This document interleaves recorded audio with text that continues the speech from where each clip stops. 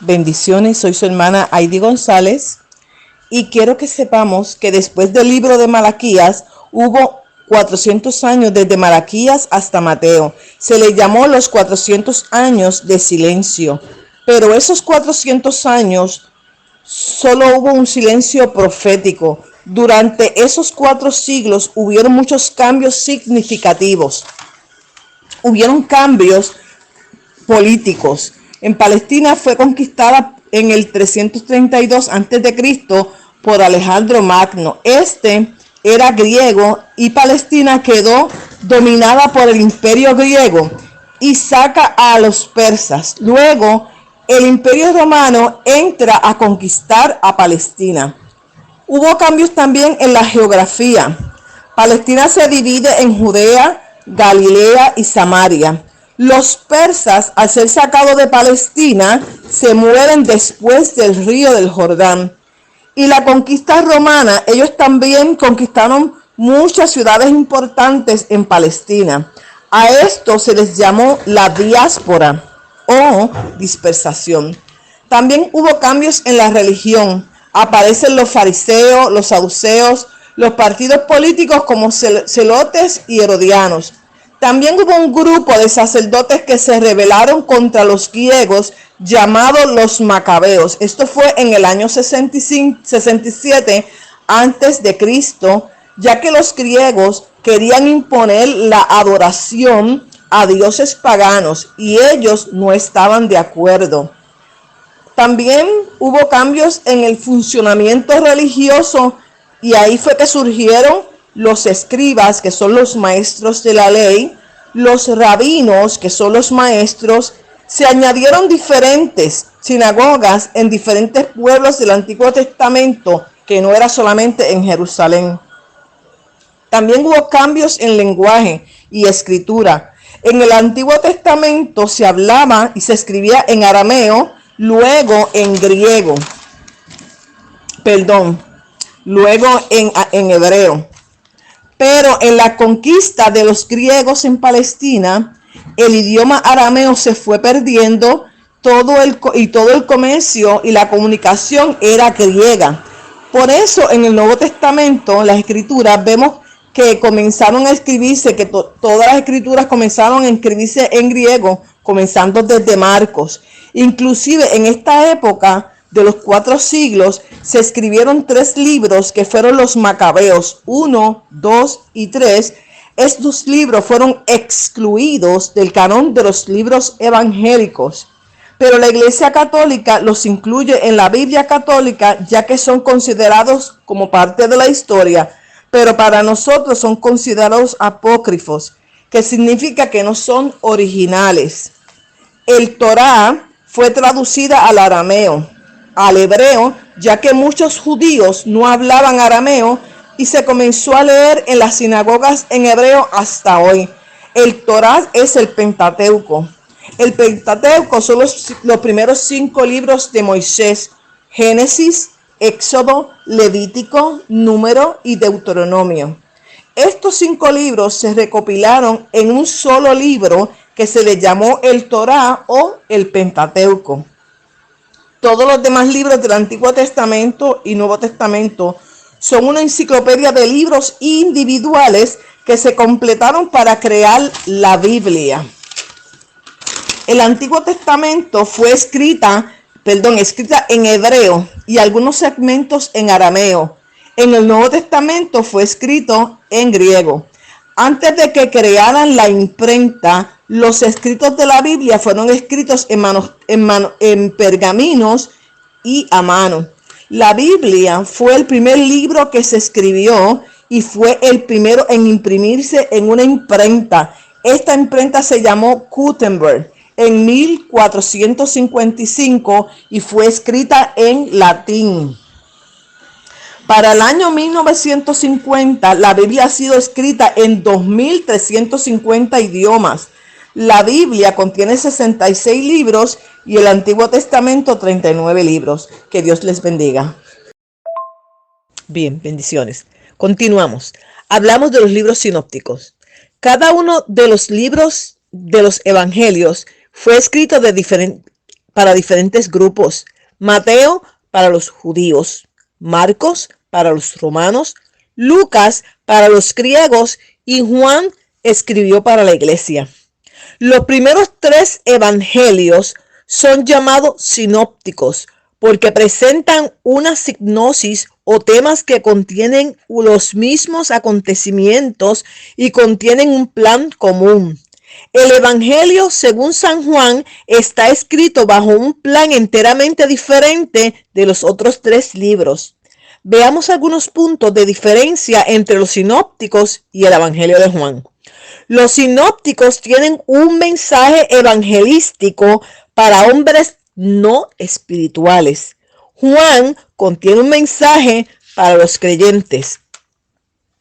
Los primeros 3 libros, el ministerio se desarrolla en Galilea, pero en el libro de Juan se desarrolla principalmente en Judea.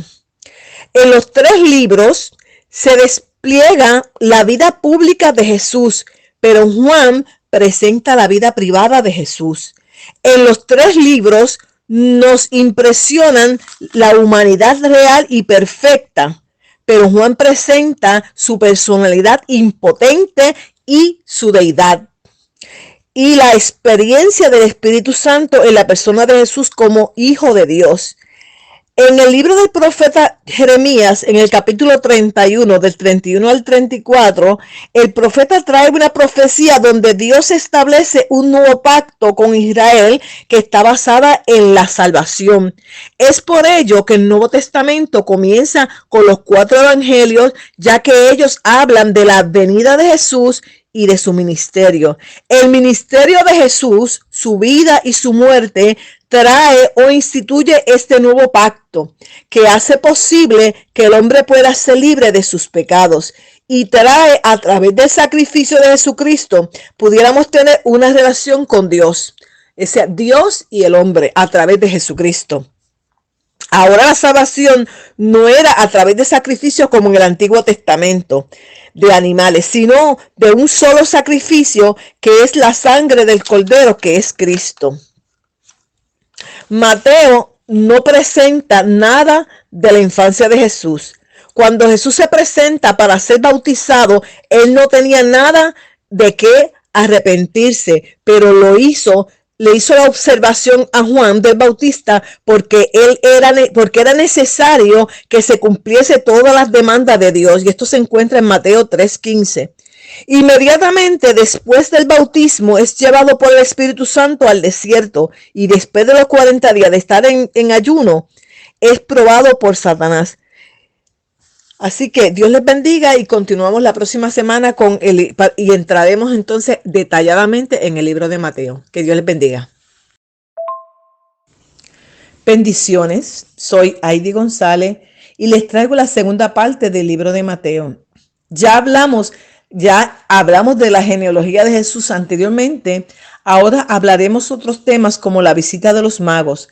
Es importante saber que no eran reyes, sino sabios que llegaron del oriente y se les llamaron magos porque ellos eran expertos en el estudio de las estrellas.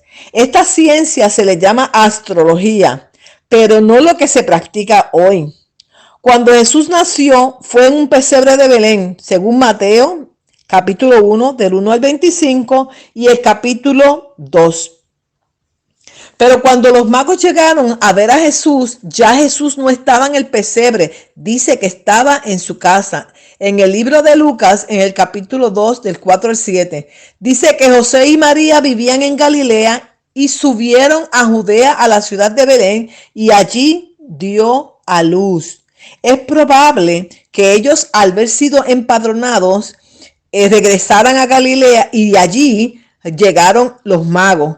Pero dice Lucas, porque Lucas dice que 8 días después del nacimiento de Jesús fue presentado en el templo. Eso está en Lucas 2:21. Después de eso vemos que tiene que huir. Bueno, pasan muchas cosas que ustedes a medida lo pueden leer. No puedo discutirlo todo, pero ustedes pueden leer lo que dice.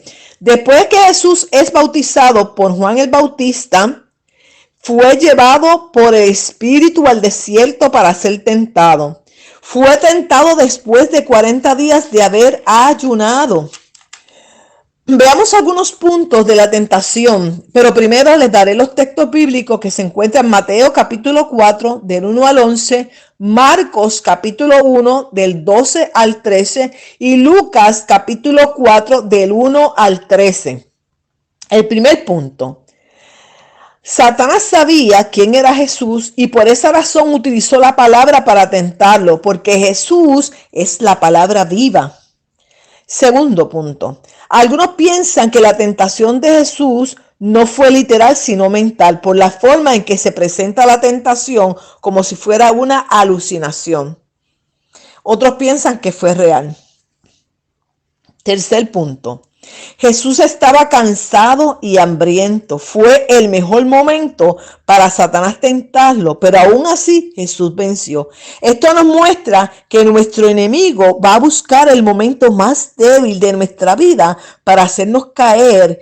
Si tentó a Jesús, que era el Hijo de Dios, ¿cuánto más a nosotros? Inmediatamente después, Jesús comienza su ministerio y le hace el llamado a algunos de sus discípulos. Vamos a hablar de los discípulos. Los primeros discípulos de Jesús fueron 4. Fue Pedro y Andrés, que eran hermanos, Juan y Jacobo, que eran hermanos. Estos fueron los primeros discípulos que llamó y eran pescadores. Mateo capítulo 4 del 18 al 22 y Marcos 1 del 16 al 20. Luego le hace el llamado a los otros 8. Vamos a completar los 12. Marcos capítulo 13 del 13 a, Marcos capítulo 3 del 13 al 19. Estos son los nombres de los discípulos.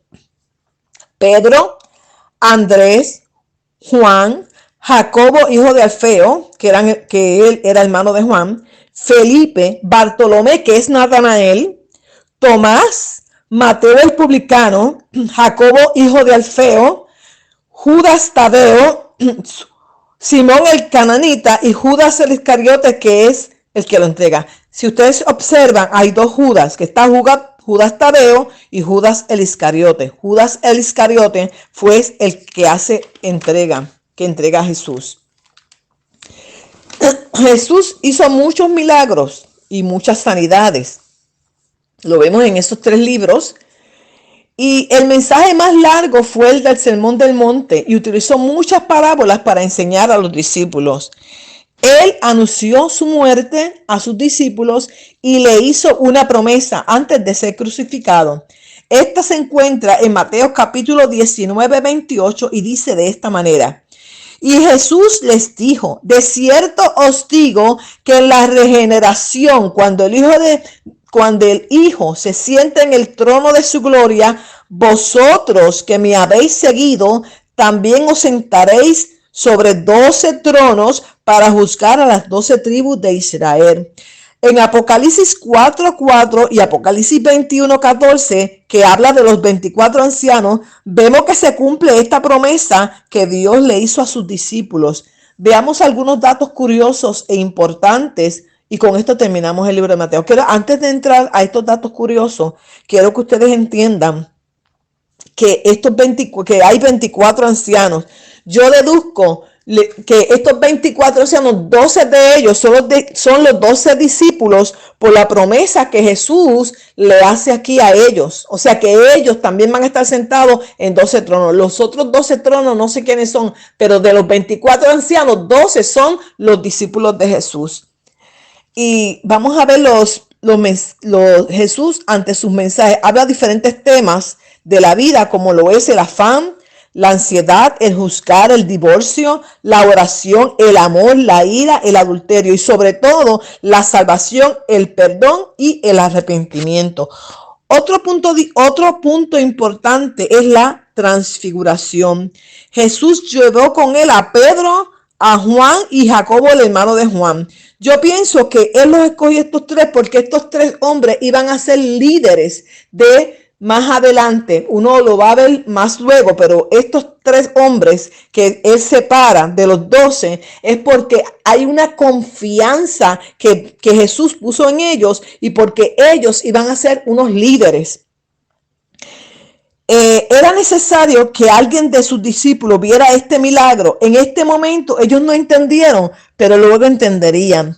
En esta visión se presentan Moisés, Elías y Jesús. Moisés representa la ley, que la ley es el antiguo pacto. Elías representa a los profetas y los profetas ya iban a terminar porque el último profeta era Juan el Bautista. Él fue el último profeta. O sea, que también la ley iba a pasar, los profetas iban a pasar. Y Jesús representa el nuevo pacto y este nuevo pacto era lo que iba a venir hasta ese momento. La ley ya no iba a salvar a nadie. El tiempo de la profecía sobre el Mesías terminaba con Juan el Bautista y el nuevo pacto, que es la salvación por el sacrificio del Cordero en la cruz, este nuevo pacto iba a permanecer hasta hoy. Aquí les dejo varias preguntas. Una de las preguntas dice, ¿cómo los magos supieron que había nacido el Rey de Reyes? O la segunda pregunta, ¿a qué profeta representa Juan el Bautista? Tercera pregunta, ¿sabía Satanás quién era Jesús cuando lo tentó? La próxima pregunta, ¿cuáles son los nombres de los discípulos? La próxima pregunta, ¿cuál fue la promesa que Jesús le hizo a sus discípulos? La próxima pregunta, ¿crees que los 12 discípulos son parte de lo que dice Apocalipsis 4:4 y Apocalipsis 21:14, basado en la promesa que Jesús le hizo a sus discípulos? La próxima pregunta, ¿cuáles de los discípulos de Jesús llevó con él al monte de la transfiguración? Y la última pregunta, ¿por qué ustedes creen que los escogió a ellos para ver este milagro? Así que Dios me los bendiga mucho. Próximamente estaremos hablando del libro de Marcos y Lucas y hablaremos otros temas de la crucifixión. Bendiciones, que tengan un hermoso día. Bendiciones, soy Heidi González y comenzaremos con el libro de Mateo. Empezaremos a preguntar quién era Mateo. Mateo era un publicano, recaudador de impuestos que trabajaba para el gobierno romano, aún él siendo judío. También se le llamó Leví, era hijo de un hombre llamado Alfeo. Buscaremos en Mateo 9:9, Marcos 2:14 y Lucas 5 del 27 al 29. Mateo fue llamado por Jesús cuando éste trabajaba. Lo podemos encontrar en Mateo 9:9. Un recaudador de impuestos era muy mal visto por el pueblo. El pueblo despreciaba a los recaudadores de impuestos porque estos se acostumbraban a robar, le robaban al pueblo. Los escritos del libro de Mateo contemplan a Jesús como el Mesías y Rey de Reyes. Es por eso que expone la genealogía de Jesús al comienzo, y esa genealogía está basada en la línea de María, no en la de José. Mateo capítulo 1 del 1 al 17. La genealogía de José la vamos a encontrar más adelante en el libro de Lucas, en el capítulo 3 del 28 al 38. Bendito Dios. Cada uno de los escritos de los evangelios, cada uno de ellos selecciona su material para exponer la vida de Jesús. Y como dijimos, Mateo expone al pueblo judío a Jesús como el Mesías, el cual ellos esperaban, y como Rey de Reyes y como Hijo de Dios. Aunque Jesús obró cientos de milagros, en los evangelios no se detallan todos. Si fueran a detallarse todos, no habría libros. Perdón. Mateo solo registra 20 y de esos 20, solo 4 son similares a los otros libros. Por ejemplo, la curación de los ciegos, la curación del mudo endemoniado, la liberación del endemoniado. Mateo tiene 6 discursos principales, tales como el Sermón del Monte, que se encuentra en el capítulo 5 del 1 hasta el capítulo 7, 29. La comisión de los 12, que lo encontramos en el capítulo 10 del 1 al 42. Las parábolas del reino, que se encuentran en el capítulo 13 del 1 al 52. La enseñanza de la grandeza y el perdón que la encontramos en el capítulo 18 del 1 al 35. La reprensión de los líderes religiosos que lo encontramos en el capítulo 23 del 1 al 39.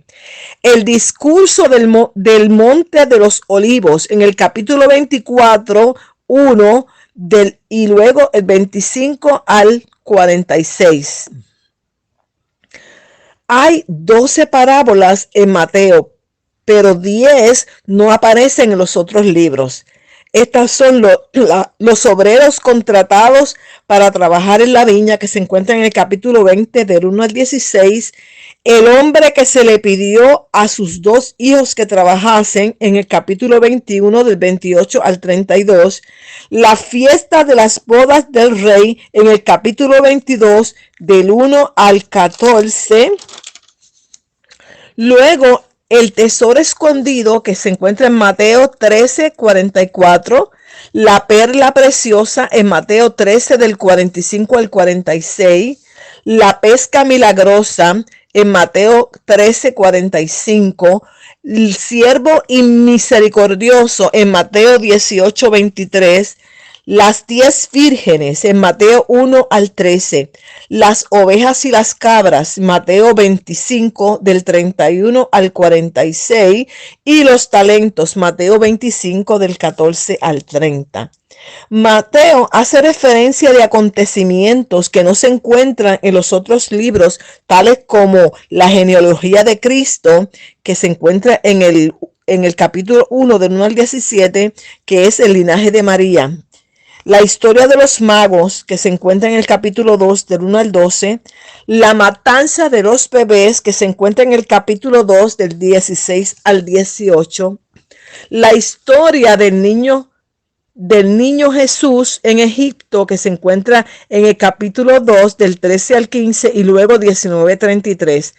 La experiencia de Pedro sobre el agua, que se encuentra en el capítulo 14 del 28 al 35. La contestación de Cristo a la confesión de Pedro, que se encuentra en el capítulo 16 del 17 al 19. El acontecimiento relacionado con Judas en el capítulo 26 del 14 al 16 y luego del 27 del 3 al 10. La vigilia de las mujeres en el sepulcro, que se encuentra en el capítulo 27 del 57 al 61. El soborno de los soldados del sepulcro, que se encuentra en el capítulo 28 del 11 al 15. La aparición de Cristo a las mujeres, que se encuentra en el capítulo 28 del 9 al 10. Mateo es el que más utiliza citas bíblicas del Antiguo Testamento. Ahora, es importante reconocer que Mateo quería llamar la atención del pueblo judío acerca de que Jesús era el Mesías y tenía que demostrarlo a través de lo que escribía y poniendo énfasis de que Jesús era un libertador espiritual, trayendo un reino espiritual donde invitaba al hombre a aceptar un nuevo pacto con Dios. Juan el Bautista traía un mensaje de arrepentimiento a través del bautismo. Jesús no se bautizó porque tuviera que arrepentirse de nada. Jesús se bautizó porque era necesario que se cumpliese todo lo que el Padre le pidió que hiciera, y el bautismo era una de ellas. Porque el bautismo representa al hombre cuando muere y vuelve a renacer en una forma renovada. Así que era importante el bautismo porque eso es lo que Dios hace con el hombre. El hombre viejo se queda sepultado y vuelve a renacer. Jesús representa la palabra viva. Y si la palabra vida llega al hombre, el hombre tiene que volver a nacer de nuevo. Así que lo vamos a dejar aquí y continuaremos próximamente con el libro de Mateo. Que Dios les bendiga. Bendiciones. Soy Heidi González. En esta oportunidad les traigo el libro de Marcos y Lucas. Ya habíamos estudiado Mateo, así que con estos 2 libros terminamos los libros sinópticos. Comenzaremos por preguntarnos, ¿quién era Marcos? ¿Quién era Lucas? Ni Marcos ni Lucas eran apóstoles de Jesús. Ellos no estaban entre los 12 apóstoles o discípulos de Jesús. Marcos escribió para el pueblo romano, Lucas escribe para los griegos y gentiles. Hay algunos comentaristas que piensan que Marcos, aunque no era apóstol o discípulo de Jesús, lo seguía a todas partes. Y se cree que el joven que huye desnudo en el arresto de Jesús era Marcos. Esto se encuentra en Marcos 14, 51, 52. Adicional a eso, Marcos acompaña a Pablo y a Bernabé en el primer viaje misionero de Pablo. Eso se encuentra en Hechos 12, 12. Marcos presenta a Jesús como un conquistador poderoso. Referente a Lucas, era un médico gentil griego que investigó la vida de Jesús para un hombre creyente de la clase alta llamado Teófilo. Esto lo encontramos en Lucas 1, del 1 al 4. Luego vuelve a escribir para este hombre en el libro de los Hechos, la vida de los apóstoles. El libro de Lucas es el libro más largo y detallado de los 4 evangelios. Como Mateo, Marcos y Lucas tienen una conexión de datos semejantes, entraremos a hablar de la crucifixión. Los sacerdotes y los escribas planearon un complot para prender a Jesús. Encontramos en Marcos 14, 1, 2 y Mateo 26 del 1 al 5, Lucas 22 del 1 al 2 y Juan 11 del 45 al 53.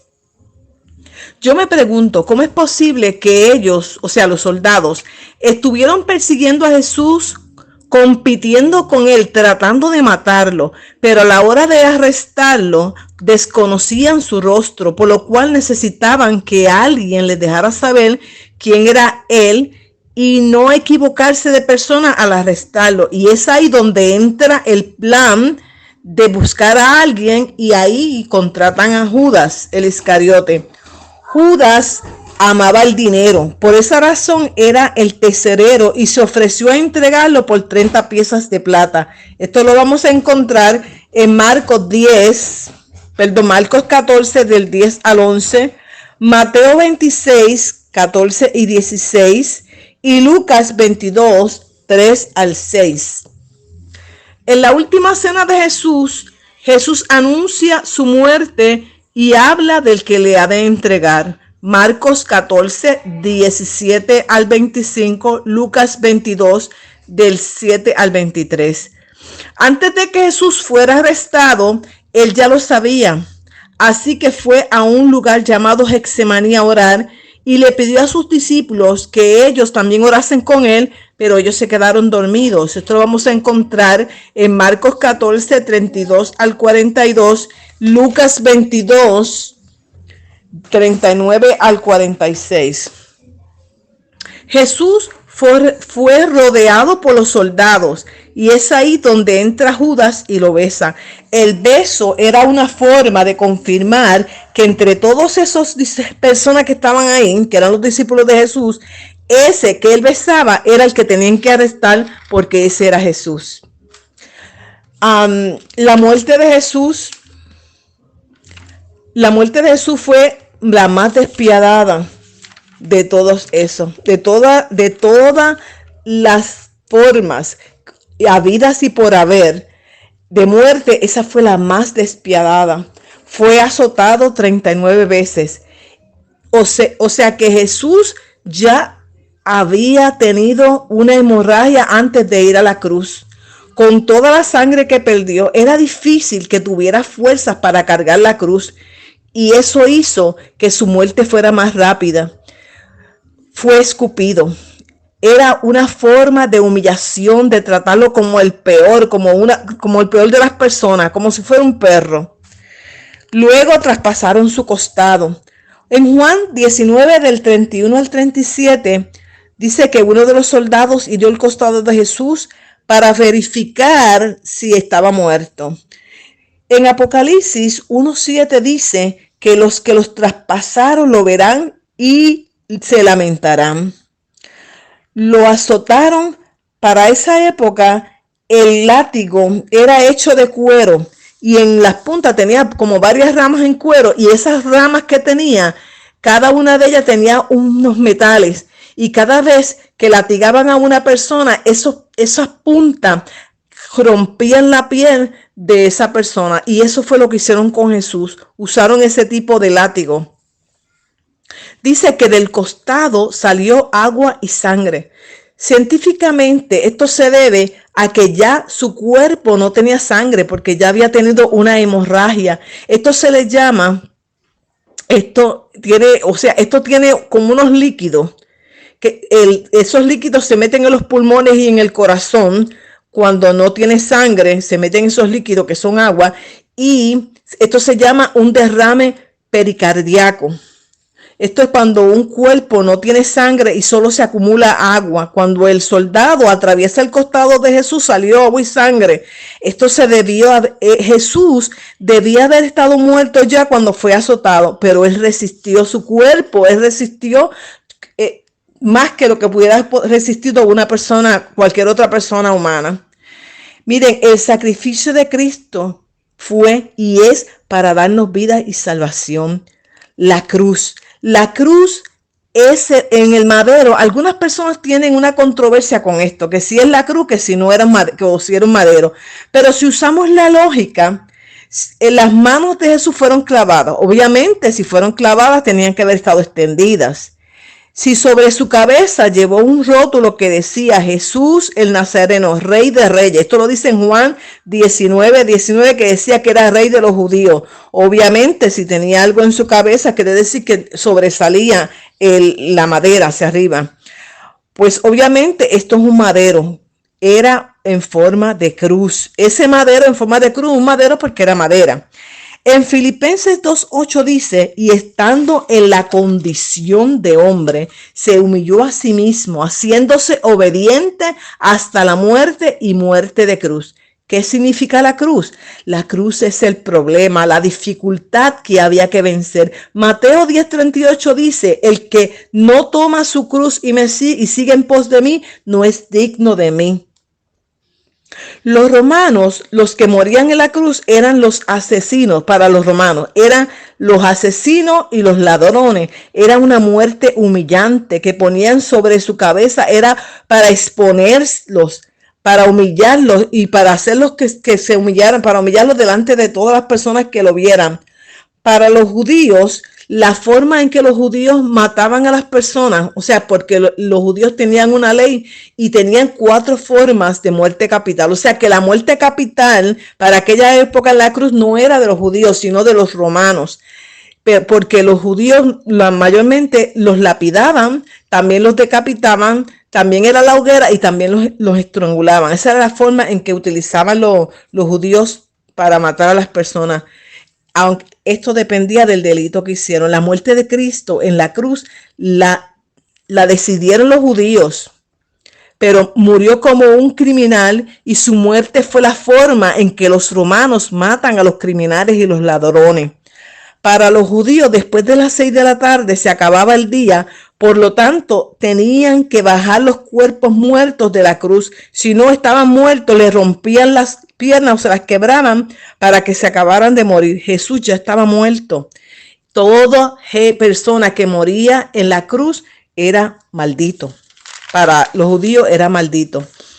Después de su muerte, 3 días después, Jesús resucita y se vuelve a encontrar con sus discípulos. Y antes de subir al cielo, les deja una misión hasta hoy. Aquí les dejo varias preguntas. La primera, ¿para quién escribe Marcos y para quién escribe Lucas? La segunda, ¿cuánto dinero recibió Judas por entregar a Jesús?